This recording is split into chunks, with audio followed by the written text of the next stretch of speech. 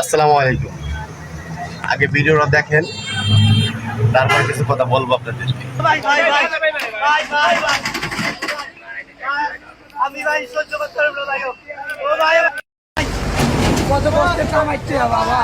ও ভাই ভাইরে, ও ভাই ভাইরে, ভাই ভাই তোমার ভাই, ও ভাই, ও ভাই, ও ভাই ভাই, ও উনার সরান, উনার সরান। ছেড়ে দাও, ছেড়ে দাও, ছেড়ে দাও, ছেড়ে দাও।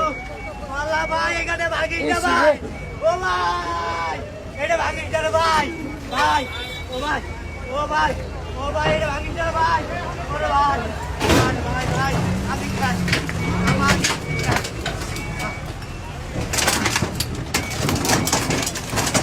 একদম ক্লিয়ার।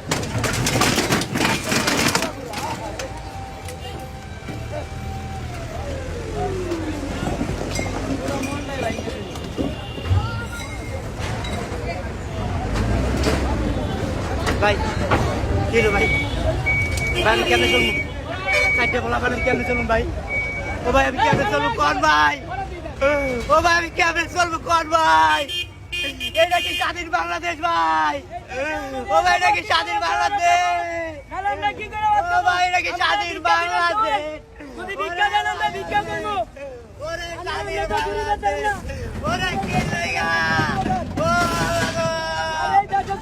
আল্লাহ গো, ও আল্লাহ গো, ও মা, আমাগো, ও মা কেমনে চলবো আমার পোলা পানো দিয়া, ওরে আমার পোলা পানো দিয়া।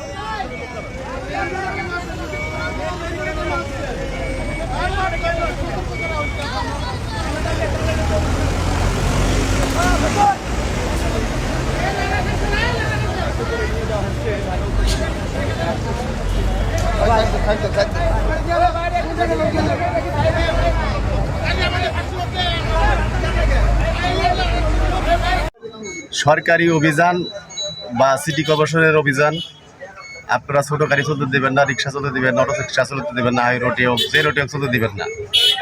আপনাদের অভিযান মানে অভিযান করছেন, মানছি মানছি, কিন্তু ঘটনা হচ্ছে এই গরিব মানুষের যে কর্মস্থানে রিক্সাটা কিস্তির টাকা উঠিয়ে সে রিক্সাটা কিনছে, তার এই রিক্সাটাকে এভাবে ভাঙা ঠিক হয় নাই।